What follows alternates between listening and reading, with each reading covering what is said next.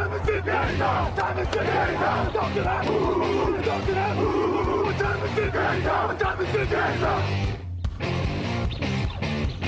gun, Hulk left slot, Dixie left, T left, Mercedes, wide chip, Ricky, Fever left, 75, Katie, Omaha, quick going.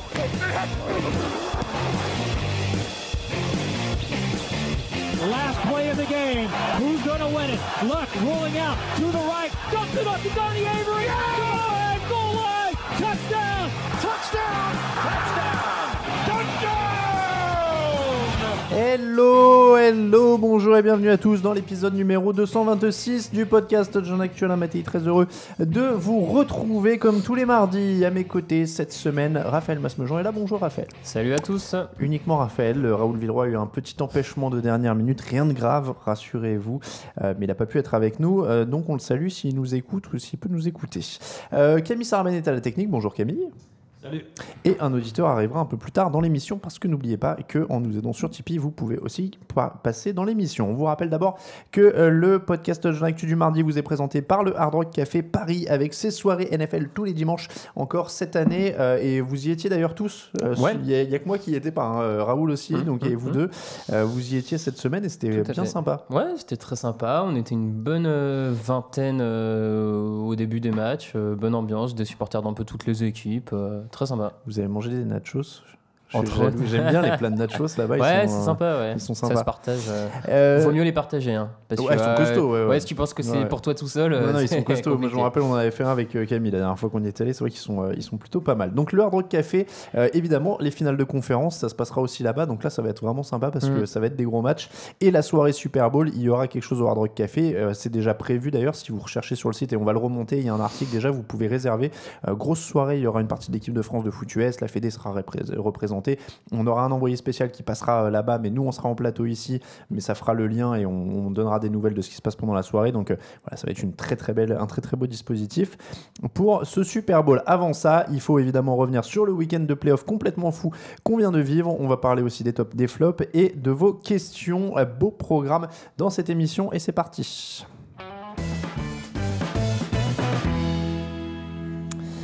Et on va commencer, Raphaël, si tu le veux bien, par la conférence AFC. Steelers 42, Jaguars 45. C'est la très grosse surprise du week-end. Les Jaguars ont donc fait tomber cette équipe de Pittsburgh qui était quand même, on va pas se mentir, ultra favorite de ce match. J'adore tous les gens qui arrivent toujours après coup dire ceux qui disaient du mal des Jaguars. Ouais. Bien sûr. Donc 45 à 42. Alors, et double surprise au sens où voilà. Exactement. Mettons, on nous aurait dit les Jaguars peuvent l'emporter, je sais pas, 20 à 17 dans un match serré, etc. En passé 45, on l'avait pas forcément vu venir. Qu'est-ce qui s'est passé avec cette défense de Pittsburgh? Comme tu dis, en passé 45 avec un seul touchdown défensif en plus. Donc ça veut dire que vraiment l'attaque des Jaguars, on a mis 38 à la défense des Steelers et c'est ça qu'on n'attendait vraiment pas parce que des pick-six, des machins, on pouvait s'y attendre. Mais alors là, cette attaque dans un pur style qui fait avancer ces Jaguars, c'est-à-dire beaucoup de puissance au niveau du jeu au sol, une ligne offensive des Jaguars qui a complètement dominé la ligne défensive des Steelers et ça on s'y attendait pas forcément parce que les Steelers étaient la meilleure équipe en termes de sacs en saison régulière et là les Cameron Hayward, les Stephen Tweed, etc. ils ont complètement été dominés physiquement vraiment par cette ligne offensive des Jaguars. Et Leonard Fournette a fait ce qu'il avait à faire, beaucoup de courses plein centre, tout en puissance. Il passe dans les gaps offerts par ses linemen. C'était très bien exécuté de ce point de vue-là. Et du coup, Bortles, finalement, on l'a fait pas mal lancer, mais sans trop de lancers compliqués, sans que ce soit vraiment... Sans le mettre en sur-régime, en fait. Il a eu beaucoup de passes, mais... Alors, il est à 14 sur 26, 214 yards, un touchdown. 10 passes seulement au-delà de la ligne de scrimmage. Il y en a 4 qui sont derrière la ligne de scrimmage sur celle qui complète. On parle de celle qui complète. Voilà, moi, après, alors, tu lances tout de suite sur Blake Bortles. Il fait le match, il gagne pas grâce à lui. Non. Je sais que j'ai tout de suite entendu beaucoup, et on va le voir dans les questions du podcast, parce que j'ai déjà lu pas mal de vos questions. On a entendu beaucoup de oui, mais Blake Bortles, du coup, maintenant, est-ce que vous reconsidérez? Je reconsidère que dalle sur Blake Bortles. Non, mais je le dis tout de suite. C'est bien, mais me mentez pas, on serre toujours les miches à chaque fois qu'il lance un ballon. Hein. Ça change il a pas. Beaucoup de passes encore très parce qu'il y a quand même des trucs très laids qui partent. Et encore une fois, il complète rien de très long. Il complète les bonnes passes. Je ne lui retire pas en fin de match. Il va chercher les bonnes passes. C'est un dernier carton fou. Ça va chercher dans tous les sens. Mais ça reste absolument pas rassurant. C'est absolument pas un franchise quarterback. Et s'ils avaient n'importe quel mec qui soit décent aujourd'hui au poste de quarterback, ils auraient été favoris de ce match-là et ils seraient favoris du suivant. Donc pour moi, ça change rien sur ce que je pense de Blake Bortles aujourd'hui. Non, je suis d'accord. Ça change pas tellement. Il a fait, comme tu dis, 2-3 bonnes passes. Il est allé chercher quelques first downs à la course. Ce qui est important, là, on en avait parlé en saison régulière, que donner un peu plus de red zone option à Blake Bortles, le faire courir de temps en temps, parce que finalement il est quand même assez mobile, ça peut aider cette équipe des Jaguars. Il l'a prouvé encore une fois, enfin en tout cas sur ce match à nouveau, comme tu dis. Mais après je pense que Blake Bortles, je sais plus quel média américain a titré une courte séquence vidéo dessus, je pense que Blake Bortles est de tous les matchs restants, de toutes les équipes, le plus gros facteur X de ces playoffs en fait. Clairement. Je pense que s'il arrive à ressortir des prestations comme ça, propre, sans être clutchissime, mais juste propre, les Jaguars la clé, c'est qu'ils peuvent faire quelque chose. De toute façon. Voilà, les Jaguars peuvent faire quelque chose. Après, si tu retrouves mais effectivement, comme tu dis, il est bien aidé quand même par une défense des Pittsburgh qui a craqué dans tous les sens. Leurs cornerbacks, que ce soit Mike Mitchell, Art T-Burns, se sont fait manger par les receveurs, que ce soit Allen Hurns ou même les receveurs rookies, donc les Dede Westbrook, les mecs comme ça. Bon, c'est quand même assez dingue de se louper sur un tel match-up. Voilà, c'est une faillite défensive des Steelers, plus une faillite de coaching, à mon avis, où... Alors, il y a eu une vraie opposition d'ailleurs dans ce match au niveau du coaching, parce que sur le premier drive des Jaguars, on rappelle qu'ils jouent la 4e et 1 et qu'ils marquent.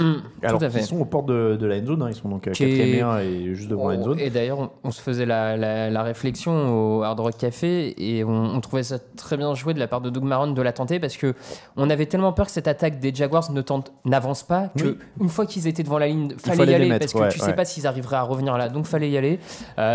Mais dans le contexte des playoffs, ça reste osé. Ça reste osé. Mais au final, ça leur a porté faveur. Et clairement, Doug Marrone a surpassé le coaching de Mike Tomlin sur ce match. Il y a eu beaucoup de mauvaises décisions côté Steelers. Des play calls sur des 4e et 1 assez étranges. Pourquoi pas tenter un quarterback sneak? Enfin, il y a eu ça, et au final, même les Steelers, quand tu vois en termes de jeu offensif, quand ils avançaient, c'était par gros coups d'un coup. Mais ce qui est paradoxal, c'est qu'il y a 545 yards à 378 pour Pittsburgh. Bien sûr. C'est eux qui gagnent le plus de yards. Ben Roethlisberger fait quand même un match hallucinant statistiquement. 37 sur 58, 469 yards, 5 touchdowns, une interception, un fumble. Mais du coup, une interception, un fumble qui font très très mal parce qu'ils les mettent dans le trou au début, ils les mettent à 21-0. D'ailleurs, ça, on s'y attendait pas forcément non plus. 21-0 après un carton et demi. Celui-là, il était quand même assez incroyable. Antonio Brown est toujours exceptionnel à cette réception pour 132 yards. Mais comme tu dis, c'était aussi beaucoup par un coup. Il y a eu beaucoup par gros gains. Il y a quand même beaucoup de drives où tout d'un coup, la 4e tentative se transforme en long touchdown pour Martavis Bryant. Mais comme on voit malheureusement chez les Steelers depuis bien trop de saisons, c'est une équipe, offensivement, malgré tout le potentiel qu'il y a, c'est une équipe d'à-coups, et c'est bien, mais ça passe pas forcément. Et là, ils se sont fait punir. C'est le guard de Castro qui en parlait, ils ont peut-être trop pensé au match d'après. Alors ça, oui. Pas assez celui-là, ils se sont... Mais alors, je suis désolé, mais au moins on dira pas que je fais la girouette après la défaite, parce que ça fait quand même un moment que je le dis. Il y a quand même un truc avec Mike Tomlin qui fait que... Parce que là, pour le coup, on va me dire, ouais, mais qui pour le remplacer? Au bout d'un moment, il y a quand même une pelletée de talent dans cette équipe. N'importe quel mec qui tient le vestiaire, il doit quand même pouvoir aller en play-off, voire mieux avec ça. Ouais, donc, voilà, tu donnes, je dis pas n'importe qui, mais tu donnes à un coach correct. Je dis, voilà, Ben Roethlisberger, Antonio Brown, Le'Veon Bell, une ligne correcte. Alors, ils ont eu, évidemment, malheureusement perdu Ryan Chazier, mais il y a quand même des éléments en défense. Il y a quelques... tu vas en play-off. C'est une équipe qui joue le titre. Faut pas abuser. Donc qu'on me dise pas, oui, mais si on vient Mike Tomlin, on met qui? Là, maintenant, il y a des candidats qui doivent savoir plus tenir un vestiaire parce que il y a ça aussi. L'an dernier, c'était Antonio Brown, l'histoire des Facebook Live, des conneries, des machins dans le vestiaire, et ça avait créé des problèmes et ça a créé des tensions. Là, c'est je me mets à parler des Patriots alors qu'on est en train de jouer les Jaguars. Et là, pour le coup, ils ont totalement raison, hein, les mecs des Jaguars, quand ils se payent leur tête après le match. Ah oui, parce que c'est ce que dit Jalen Ramsey à la fin, c'est attends, moi je comprends pas. On leur a botté le cul à l'aller et les mecs ils sont là à dire ouais, au fait c'est bon, on a gagné, on va au prochain. Bah ouais, non, ils vous ont botté le cul à l'aller en effet, donc vous n'êtes pas censé parler d'eux. Et Tomlin donne l'exemple aussi dans l'interview qu'il donne fin novembre c'est vrai, à je sais plus quelle chaîne avec Tony Dungy où il dit ouais, on va revoir les Patriots 2 fois et j'espère qu'on va aller machin. Bah ouais, mais non, tais-toi quoi. Et c'est là où on parle de coach comme Belichick ou même Coughlin à son époque ou quoi que ce soit. C'est peut-être pas drôle, c'est peut-être pas entraînant en conférence de presse, etc. Mais en effet, et c'est peut-être banal, etc. Et c'est peut-être cliché, mais ils sont concentrés sur le prochain match, ils se taisent et ils passent à la suite. Et la déclat de Malik Jackson est merveilleuse quand il dit ils pourront nous passer les vidéos des Patriots qu'ils ont utilisées pour préparer ce match parce que ça va nous servir à nous. Là, je trouve que tu peux pas faire mieux que ça. Franchement, non, tu peux pas faire mieux que ça. D'accord. Donc voilà, moi je trouve qu'il y a un problème. Encore une fois, Tomlin a suffisamment eu de bonnes munitions ces dernières années pour aller au bout, pour qu'on finisse pas par dire enfin maintenant faut dire quelque chose. Là, Ben Roethlisberger vient de dire qu'il voulait garder Todd Haley. Alors, en termes de dysfonctionnement, je sais plus ce qu'ils veulent, puisque apparemment les deux mecs se haïssent, ils voulaient à peine se parler sur le banc de touche. Maintenant il faudrait qu'ils se gardent, donc je sais pas. Là je sais pas. Tout à fait d'accord. Après, donc Ben Roethlisberger là maintenant annonce qu'il reste lui aussi. Et puis 3 ans a priori. C'est ça, il y a eu le drama. Alors le mec, il y a 6 mois, il était à la retraite, où dans sa tête, il savait plus où il en était. Maintenant, il joue jusqu'à plus de. Parce qu'il a quoi, 36 piges 6, 37. Donc il va aller à 40 maintenant. Ouais, donc, voilà, il y a 6 mois, il savait plus. Bon. Parce qu'après, encore une fois, dans l'effectif, il n'y a pas tant de choses que ça a changé, je veux dire. Non. Faut un ou deux joueurs dans le backfield défensif, peut-être, un ou deux vrais talents. Un peu, et après tu peux toujours améliorer, renforcer peut-être sur la ligne côté droit, des linebackers, voilà, il y a encore des... mais non, c'est quand même un effectif assez important, sauf qu'ils sont tombés sur une équipe de Jacksonville qui était en fait juste meilleure que dans tous les deux secteurs, donc plus physique, plus intense, à peu près tous les secteurs, disons. C'est clairement en tout cas, quoi qu'il arrive maintenant à partir de cette semaine, les Jaguars resteront la sensation de l'année. Ouais, je crois mais pour eux, la saison, elle est déjà... Enfin, même si tu sens que les mecs, ils veulent aller plus loin, mais la saison, objectivement, est déjà réussie de leur côté. Ah mais clairement, et puis c'était typiquement, on avait dit, tu sais, au début de l'année, ils ont encore recruté du lourd, mais tous les ans, on dit ça, et ça passe jamais. Là, cette année, ils ont quand même vraiment défoncé les portes, et c'est passé. Donc ça, c'est quand même la très très bonne nouvelle. On en reparlera, du coup, évidemment, des Jaguars jeudi pour la preview de la finale de conférence. Patriots 35, Titans 14, un bon drive des Titans et puis plus grand chose, moins de 200 yards gagnés avant leur dernière série où ils ont marqué un dernier touchdown, mais bon, ça comptait plus beaucoup. 8 sacs pour les Patriots, record de la franchise en playoff, et pourtant ils en ont joué quelques-uns. On va commencer avec la conséquence directe de ce match. Mike Mularkey est viré ou débarqué ou parti d'un commun accord. Le résultat est le même, il est plus là. Ouais, c'est ça. Mike Mularkey est parti. C'est un peu la surprise puisque je crois moins de 24 heures avant, je me demande même si dans le petit déj du matin sur le site on n'avait pas mis qu'il discutait d'une prolongation de contrat. Et le soir il était parti, donc je ne sais pas donc s'il est parti, est-ce que il a été viré ou est-ce qu'on l'a suicidé? On l'a démissionné, je ne sais pas, mais ça ressemble plutôt à on sait bien une démission forcée. Je pense qu'en général en NFL quand on dit d'un commun accord, ça veut dire on l'a mis devant la fenêtre et on lui a dit ce serait bien si tu sautais avant qu'on te mette un coup de pied au cul, mais écoute, je suis pas forcément en désaccord avec cette décision de la part des Titans. Mike Mularkey a fait progresser cette équipe, certes. La preuve, ils font un deuxième tour de playoff cette saison. Maintenant, je pense que le GM, certaines personnes se sont dit qu'ils étaient limités, qu'il y avait un plafond de verre avec Mularkey, qu'il n'améliorerait pas les choses. Et je pense qu'ils sont aussi dit qu'il fallait qu'ils passent la seconde en termes d'encadrement autour de Mariota et qu'ils ont vu, à mon avis, ils ont vu quelques opportunités sur le marché. McDaniels ou pas, je sais pas, mais en tout cas, ils pensent à certains trucs. Et du coup, ils se sont dit, allez, banco, on y va. Et pourquoi pas, ça va peut-être leur éviter d'être pris dans une forme de d'effectifs stables. Moi, je l'avais dit. Pourquoi pas. Je sais plus si t'étais là dans cette émission-là, mais moi, j'avais dit que ça me faisait penser un peu aux Golden State Warriors en NBA, au sens où, ok, on a fait les playoffs, etc., mais avec ce coach-là, en effet, il y a un plafond. On le vire et on prend un mec qui est mieux si on a. Après, j'ai un peu peur pour eux parce que c'est vrai qu'ils arrivent très tard sur le marché des coachs et qu'il y a beaucoup de mecs qui ont passé des entretiens et qui ont l'air quand même déjà très proches de certaines franchises. Donc, j'espère pour eux qu'ils savent où ils vont. Mais moi, je suis d'accord avec la décision. Comme tu dis, dans l'idéal, bon, alors après, avec tout le respect que j'ai pour lui, je pense pas qu'il lui reste beaucoup d'années, mais tu gardes Dick LeBeau en défense, tu rajoutes quelques playmakers dans cette défense, tu trouves un cerveau offensif pour faire progresser Mariota, un jeu un peu plus moderne, peut-être pour un peu plus adapté à ce qu'il faisait, pas totalement à ce qu'il faisait à Oregon parce qu'on n'est pas à la fac, mais voilà, un peu plus dans une NFL un peu plus moderne aussi. Et je pense qu'il y a des choses à faire parce qu'on l'a vu.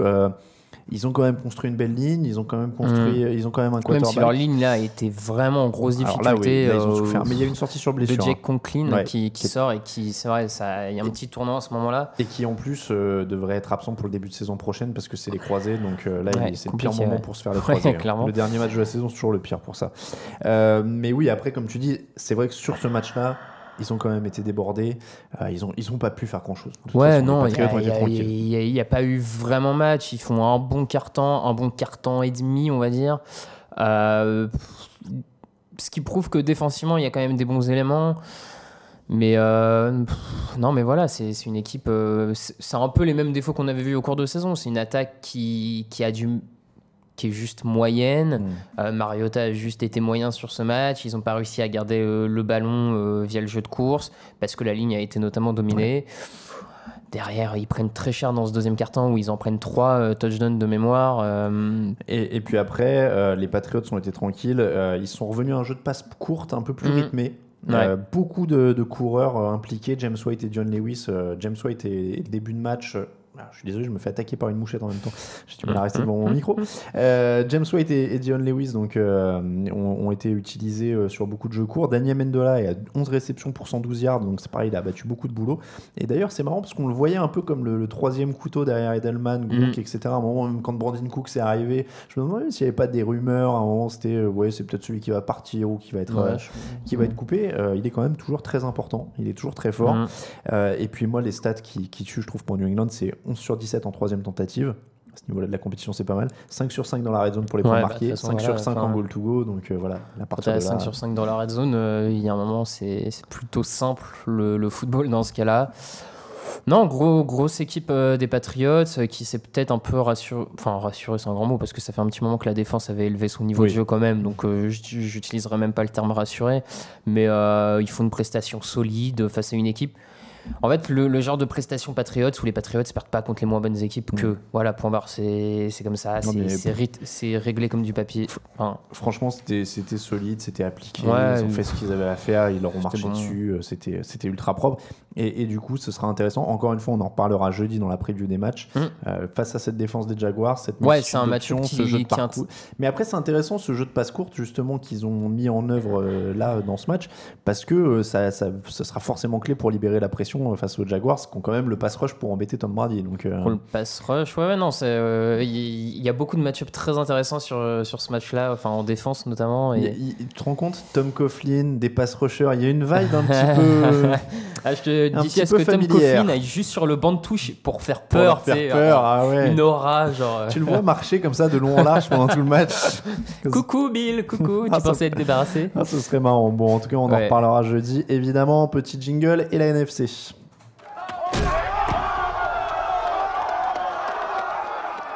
Alors après la surprise, on a le miracle. Le miracle, c'était dans le Minnesota, Vikings 29, Saints 24.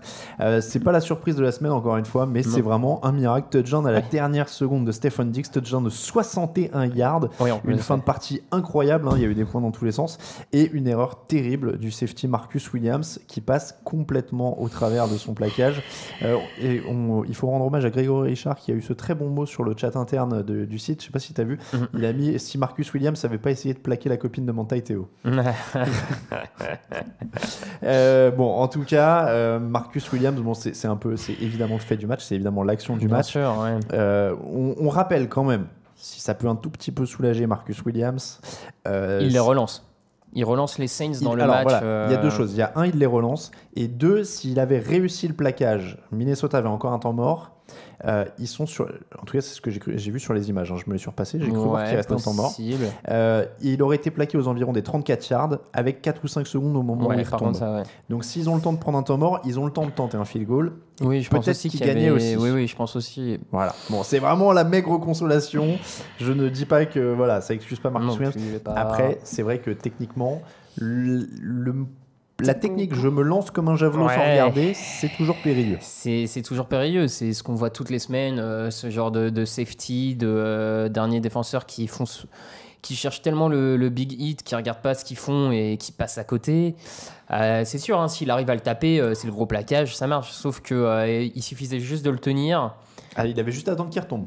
Donc il est en partie fautif. Après, comme tu dis, il fait une interception plutôt dans le match qui relance totalement le momentum en faveur des Saints. Et qu'en plus, moi, je trouve quand même que sur cette dernière action défensive, la stratégie défensive n'est pas totalement non plus très intelligente. Où tu as quand même de mémoire, il y a 3 inside linebackers au milieu du terrain. Qu'est-ce qu'ils font vraiment à cet endroit-là ? Est-ce qu'il n'aurait pas mieux valu avoir un autre safety derrière, vraiment en profondeur pour assurer le coup ? Voilà, il y a des décisions en plus de coaching. C'est vrai qu'après, il part tout seul. Hein. Bah oui, il est quand même complètement tout seul à quasiment 60 yards de l'embut. Pourquoi, à 4 secondes de la fin, à ce moment-là, il est tout seul à 60 yards de l'embut aussi, tu vois, j'ai envie de dire... Enfin, il court derrière 30 yards quasiment. Oui. Est-ce que c'est normal qu'il court derrière 30 yards dans ce genre de situation? J'en suis pas certain. Je pense vraiment qu'il y a une erreur de coaching à ce niveau-là. Bon, alors, par contre, tout le monde me corrige en disant qu'ils n'avaient pas de temps mort apparemment, mais qu'ils devaient sortir. Donc, mais effectivement, il est tellement au bord du terrain que je pense qu'il retombe tombe... Ouais, pas sûr. Vous pensez pas ? Il s'en rapproche en fait quand il évite justement le plaquage et ça le fait un peu tituber vers le bord du terrain et il se rattrape pour rester dedans. Je suis pas sûr qu'il soit si près que ça. Il aurait peut-être pu retomber dedans s'il était bien frappé. Williams est derrière lui, donc il est parallèle un peu à la touche. Donc s'il plaque, normalement il va pas en touche, quoi. C'était jouable pour le coup à ce niveau-là. Bon. D'ailleurs, ce qui est terrible dans l'image, c'est qu'il prend son coéquipier derrière en plus. Hein. Il prend le mec qui est en poursuite, donc c'est vraiment deux coups. C'est 2 pour 1 quoi. Il élimine. Après. La réception est incroyable de... Après voilà, Diggs il fait le boulot aussi et il reste dans le terrain. Il reste dans le terrain. On voit tellement souvent des mecs qui drop parce qu'ils ont déjà commencé à regarder ailleurs.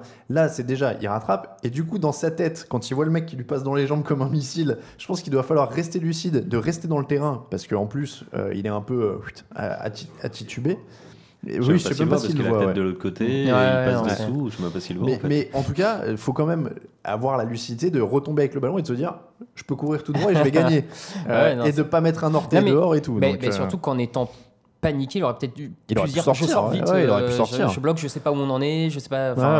Il a le geste parfait qu'il faut. Il est quand même très très bon. Et non, c'était un sacré match. On a eu quasiment 3 matchs dans le match avec cette première mi-temps totalement dominée par les Vikings où ils rentrent au vestiaire sur un score de 17-0. Enfin vraiment, ils dominent complètement. Les Saints ont l'air absolument perdus. Le front seven des Vikings fait à peu près ce qu'il veut, le backfield défensif aussi. Et puis, tu as ce au retour des vestiaires où les Saints montent en puissance, ils enchaînent les points, ils passent devant au scoring. Et les 2 dernières minutes où là, ça s'échange des points, field goal de chaque côté. Parce que voilà, on parle de ce finish fou. Field goal à 53 yards pour Minnesota à 90 secondes de la fin. On se dit, bon, compliqué, dernier drive pour Drew Brees. Finalement, field goal des Saints à 25 secondes de la fin. Ils pensaient quand même sûrement avoir fait le plus dur. Et puis là, Minnesota, qui sort ce drive complètement fou. Ouais. Ce drive qui commence en plus par un false start, donc les Vikings reculent de 5 yards avant même de commencer. Alors après, c'est vrai que les Saints se sont mis dans le trou avec une première mi-temps catastrophique, 2 interceptions pour Drew Brees. Il a une évaluation de 0 en première mi-temps. Première mi-temps. Ce qui n'a pas dû lui arriver souvent. Hein. Non, ça lui. Bon, à mon avis, même. Je suis quasi sûr qu'on peut dire jamais, sans trop s'avancer. Première mi-temps ultra compliquée où l'attaque des Vikings a un super jeu, play call offensif, ça varie entre Thielen, Diggs, Rudolph, Latavius Murray fait aussi un bon boulot. Et surtout, c'est la défense des Vikings qui tape du poing sur la table en première mi-temps. Il faut lui rendre aussi ce qui lui appartient. Enfin, sur toutes les lignes, c'est rempli de talent, c'est rempli de joueurs athlétiques. Enfin, des mecs comme Kendricks et Barr sont capables de suivre n'importe quel receveur au tight end. Xavier Rhodes faisait ce qu'il voulait. On nous fait remarquer aussi que la blessure de Sendero joue aussi C'est dans vrai la remontée des Saints. Et pourtant, c'était pas forcément le meilleur safety. Il fait un très bon match parce que l'interception qu'il fait sur Drew Brees, c'est lui qui fait croire à Drew Brees qui part sur la gauche et du coup force Drew Brees à passer milieu de terrain et qui en fait revient. Enfin bon, c'est sacré match de cette défense. En deuxième mi-temps, il y a les bons ajustements côté Saints, mais c'est en même temps c'est dur. Enfin, ils ont failli gagner, donc il y a même des soupçons. Je vois passer sur le chat Nicolas qui nous dit l'attitude du défenseur des Saints c'est bizarre sur la dernière action. Vous êtes sûr qu'il n'est pas corrompu? Très très louche. J'espère qu'il y aura une enquête. Non, je te jure Nicolas, il y a vraiment juste des safeties qui se balancent comme ça en pensant que c'est un plaquage rationnel. Voilà. Et aussi il bascule un peu l'épaule pour éviter quand il passe vraiment dessous, il essaye on a l'impression qu'il essaye d'éviter le receveur. Et je me demande si à un moment il se demande pas, attends, si je le plaque comme ça, je vais avoir un flag, donc. Je sais pas. Je pense que honnêtement. Je sais pas. Les questions d'équilibre en l'air, après, c'est très variable quand même. Bon, en tout cas, fin de match dingue, on l'a dit. Qu'est-ce qu'il nomme 25 sur 40, 318 yards, un touchdown, une interception. Est-ce que ça y est, on lui fait confiance? C'est un starter Objectivement, il mérite qu'on lui fasse confiance. Vu la saison qu'il fait, il s'est pas planté en saison régulière, il s'est pas planté sur ce match. La deuxième mi-temps était un poil plus compliqué parce qu'il a dû lancer un peu plus, mais au final, il sort le drive qu'il faut quand il faut. 2 drives même, parce qu'il va chercher le premier field goal à 90 secondes de la fin, il va chercher le touchdown à la fin.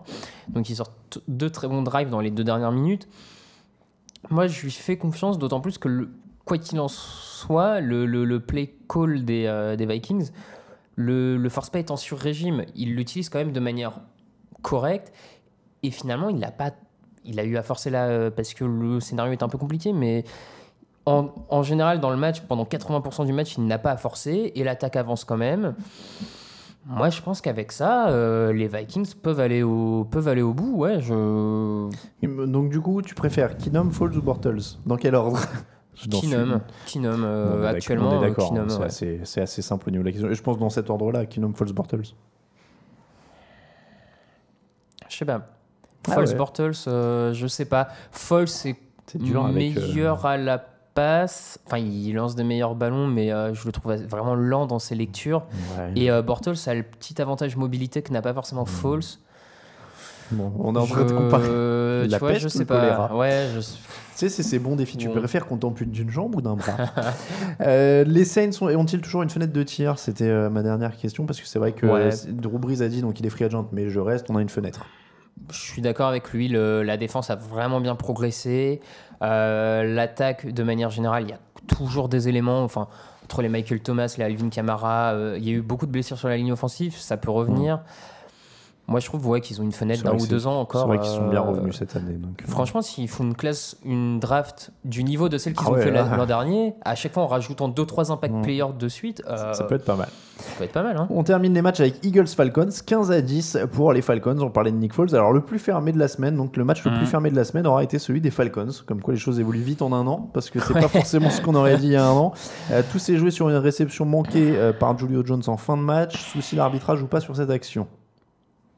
Ouais, ça peut se flaguer.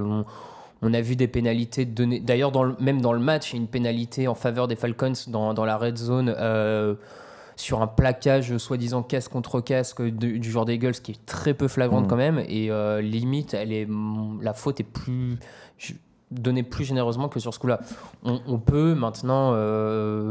Après, c'est pas un scandale sur la physionomie du match. Philadelphie a dominé physiquement. Atlanta a dû punter 6 fois. Il y a eu des mauvais choix de jeu en plus. Philadelphie a fait le match parfait qu'il fallait faire pour gagner. Il y a eu une grosse défense qui empêche l'attaque.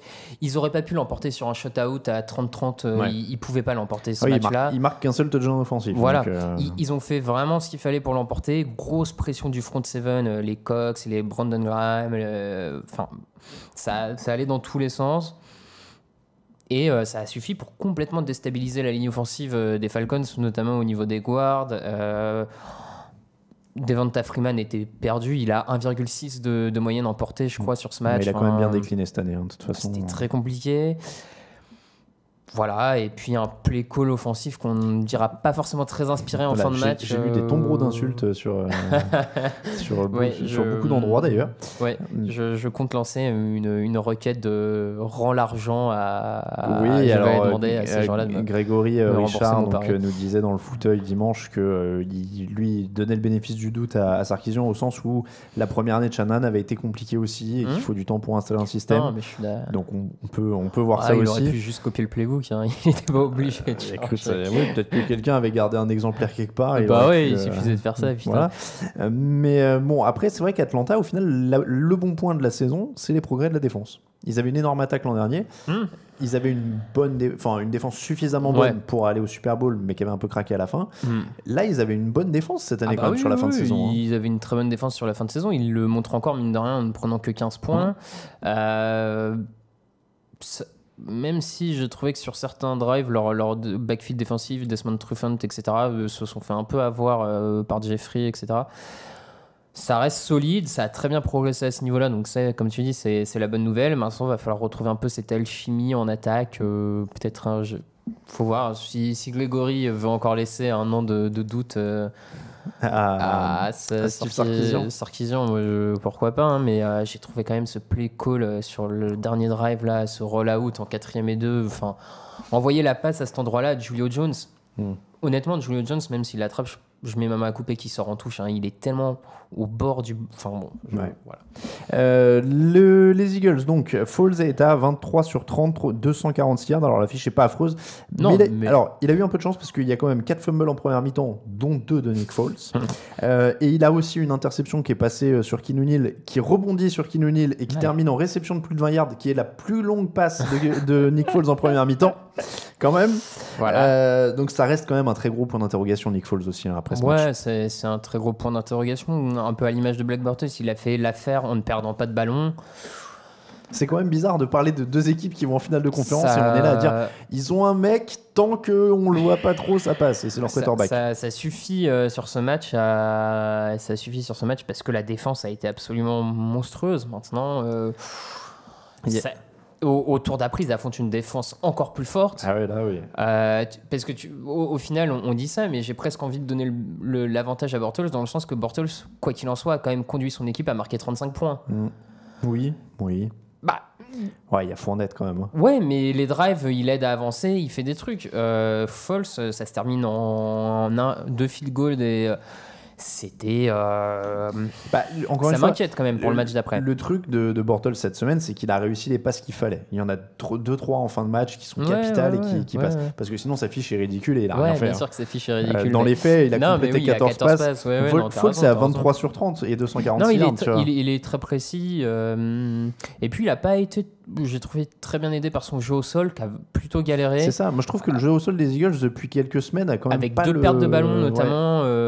Ils n'ont pas le lustre d'antan quand même. Et le problème, c'est qu'il va avoir besoin d'un peu plus de jeu au sol parce que s'il n'a pas de jeu au sol face aux Vikings. J'ai l'impression que des fois en playoff, quand tu as plusieurs coureurs, c'est que tu n'as pas de coureurs. C'est un peu comme en dehors des Patriots. Mais des fois, parce que tu vois là, ils ont Fournette. Il y a des équipes des fois qui ont réussi à trouver un équilibre. T'as des équipes des fois qui ont réussi à avoir des duos. Regarde, mine de rien, les Falcons l'an dernier, Coleman, Freeman, ça avançait bien. Tu vois, là, je pense que c'est peut-être juste que. J'ai caricaturé. Ça marche pas très bien tout court. Quoi. Bon, en tout cas, Philadelphie sera en finale de conférence face aux Vikings à la maison, c'est vrai. Dans un temps qui peut être très froid, très venteux. Ça peut être très compliqué comme match pour les deux équipes. Ça s'annonce. Celui-là, il pourrait être léger en points. Ah, il pourrait être à 6-3 que Celui-là, il pourrait être léger en points. Ça va être des drôles de finales de conférence, honnêtement. On va faire la preview de ça jeudi, mais ça pourrait être des finales de conférence très très étranges, à mon avis. On a quand même 3 quarterbacks qui font quasiment office. Alors, 2 quarterbacks en tout cas qui font office de point d'interrogation. Un dans chaque match, Foles et Bortles, sûr. Ouais, je suis d'accord. Et derrière, on a des très grosses défenses. Enfin, il peut se passer. Parce que du coup, les grosses défenses, ça peut être des interceptions, ça peut être des fumbles, ça peut être plein de choses qui partent dans tous les sens. Ouais. Et ça va franchement être hyper intéressant. On rappelle d'ailleurs, on fera la preview donc complète jeudi. Mais si vous voulez déjà vous organiser votre soirée, le premier match, c'est l'AFC et le deuxième, c'est la NFC. Donc l'AFC, c'est 21h. Et ensuite c'est minuit et demi, minuit 40 si je dis pas de bêtises, mais c'est l'AFC qui commence, donc le premier match ce sera Patriots-Jaguars, ce qui est pas mal je trouve, parce que ça peut lancer la soirée, c'est vrai, ça peut être pas mal, mais je crois qu'ils font tout le temps dans l'ordre AFC-NFC. ils changent pas Il me semblait qu'il changeait un an sur deux, justement. Ah, t'as raison, parce que l'an dernier, j'ai fait le résumé du Falcons Packers. Ouais, je crois qu'il change un an sur deux. Ouais, t'as raison. Donc, c'est bon. Donc là, ce sera en tout cas le Jaguars Patriots en premier. On passe au top et au flop.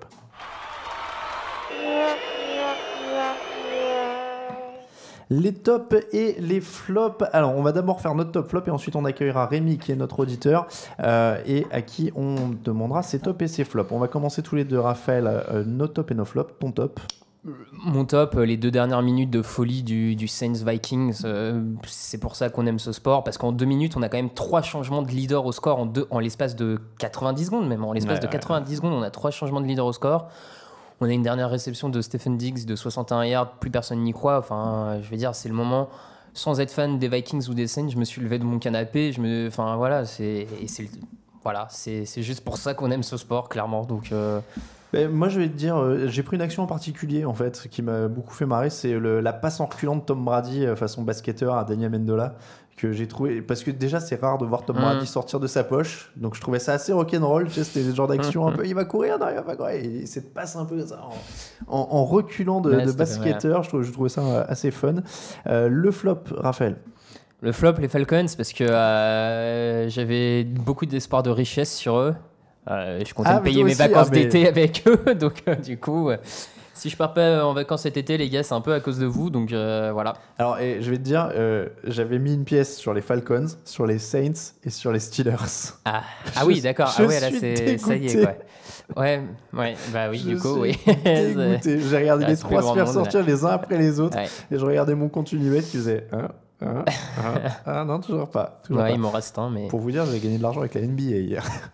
Je vais peut-être me remettre à parier sur la NBA plutôt que sur la NFL. Non, mais en tout cas, j'ai essayé sur comme toi, Falcons à 21, là, ça me plaisait tellement. Bah ouais, c'était quand même. J'étais chaud bouillant là-dessus aussi. Mon flop, c'est Le'Veon Bell. Alors, comme je suis d'une mauvaise foi totale, je tiens à le préciser, ça aurait bien sûr été mon top s'ils avaient gagné, parce que j'aurais dit, le mec, qu'est-ce qu'il est couillu quand même de dire, vas-y, on prend des revanches, on défonce tout le monde, regarde, il l'a annoncé avant, etc. Mais évidemment, comme je suis une mauvaise foi, là, je vais dire, franchement, tu pouvais pas te taire. Franchement, Le'Veon, il faut pas. Et d'ailleurs, mini flop à Jalen Ramsey qui a fait exactement la même chose juste après. Donc, qui dit on va aller au Super Bowl, on va gagner, tout ça. Ouais, tout ça. après, il le fait devant ses fans. Ouais, pas dans la. Enfin, tu vois, je trouve une petite différence. C'est pas tout à fait le même délire, on est d'accord. C'est pas sur Twitter. C'est vrai que sur Twitter, ça sortait de nulle part le tweet de Bell en plus. Là, de mémoire, Ramsey le fait au stade devant ses fans. Il a rendu ses fans. Bon, pourquoi pas. C'est après le match. Mais non, mais Bell, en plus, c'est sur Twitter, ça sort de nulle part. Le mec est là, vraiment. Tiens, si j'écrivais une connerie. Puis juste quelques heures avant ou quelques heures après pour nous dire si je suis tagué, j'arrête de jouer au foot. Bon, bah, du coup, ok, mon grand. Il parle beaucoup quand même, l'ami Le'Veon. Il parle beaucoup chez les Steelers, de manière générale. Ouais, mais je te dis, Mike Tomlin, il va falloir resserrer les boulons un peu. On va prendre un auditeur en ligne, c'est Rémi qui est avec nous. Rémi, est-ce que tu nous entends ? Parfaitement, oui, bonsoir. Bonsoir Rémi. Salut Rémi. Pardon, j'arrive plus à articuler, c'est la fatigue du week-end. Quelle ville nous appelles-tu ? Je vous appelle d'Esby. Ah, alors attends, on a une à côté de Rod Disney. Ah oui, Esby, bah oui, non, on connaît bien, il n'y a pas de souci, on n'est pas très loin dans les faits. Rémi, donc supporter des Patriots, on le voit à la casquette. Oui, absolument, oui, depuis les années 2000.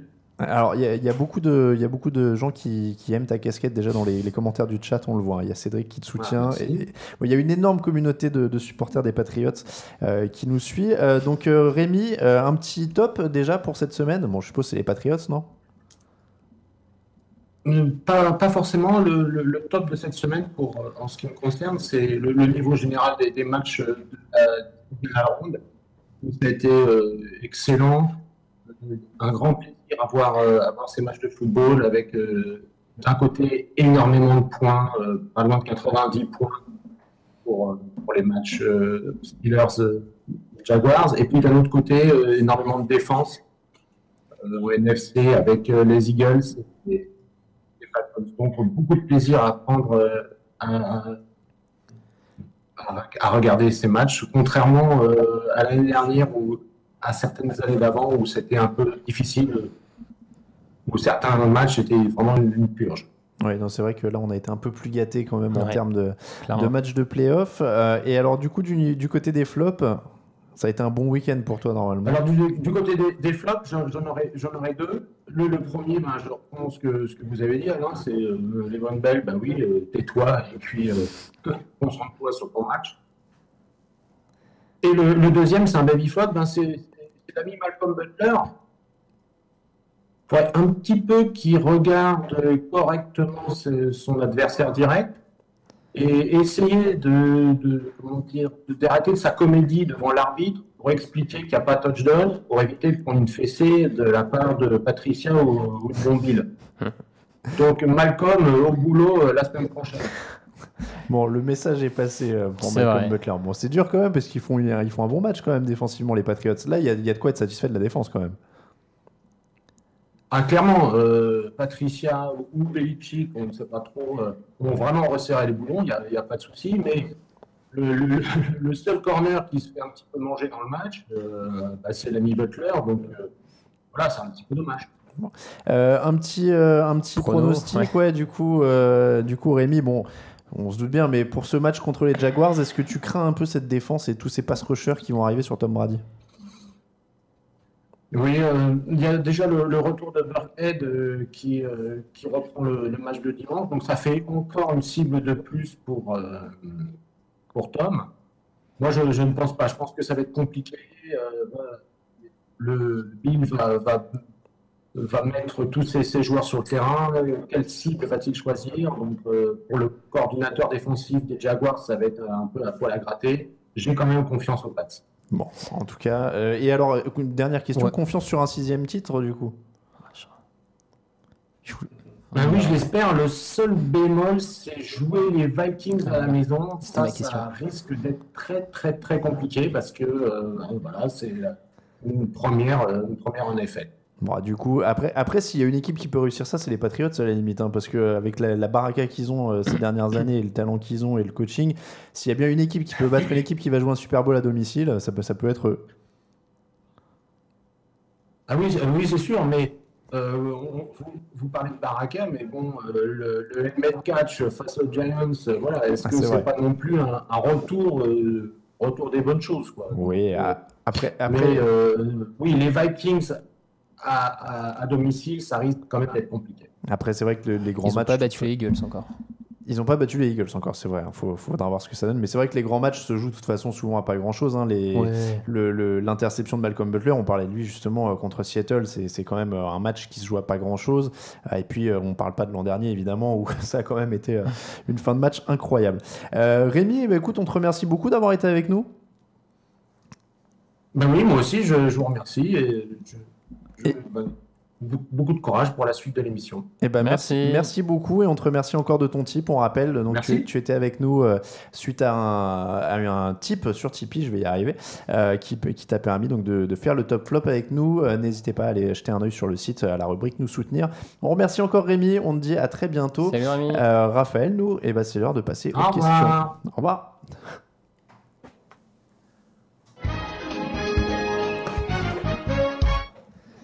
Hop là, et j'en fais tomber mon micro. Les questions, Raphaël. Alors attends, c'est le moment où je retourne la casquette parce que oui. Elles sont dedans. J'étais en train de me dire, attends. Mais non, tout est déjà prêt. Wow. Tout est déjà prêt. J'avais tout préparé. Trop d'organisation. Allez, les questions, je te laisse commencer.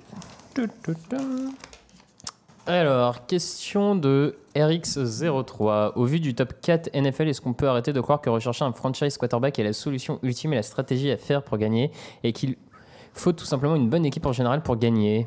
Non. Alors, non. Mais parce que vous avez été tellement nombreux à poser ce genre de questions que je vais répondre tout de suite. Ce n'est pas parce qu'on a... Alors déjà, 2 réponses. 1, on en reparlera quand Tom Brady soulèvera son 6e trophée dans 3 semaines. Voilà, déjà, ça c'est la première réponse. Vous nous direz plus, en fait, on peut gagner avec Nick Foles, on va construire notre équipe comme ça, etc. On va voir déjà si Brady va pas en chercher un 6e. Deuxièmement, c'est pas parce que il y a une exception de temps en temps qu'on va remettre tout en cause. Et du coup, oui, j'ai préparé ma réponse. Les noms des quarterbacks vainqueurs du Super Bowl depuis Trent Dilfer en 2003, puisque Dilfer étant le grand exemple du quarterback. Voilà. Donc depuis Trent Dilfer, je vous donne les vainqueurs du Super Bowl. Les quarterbacks.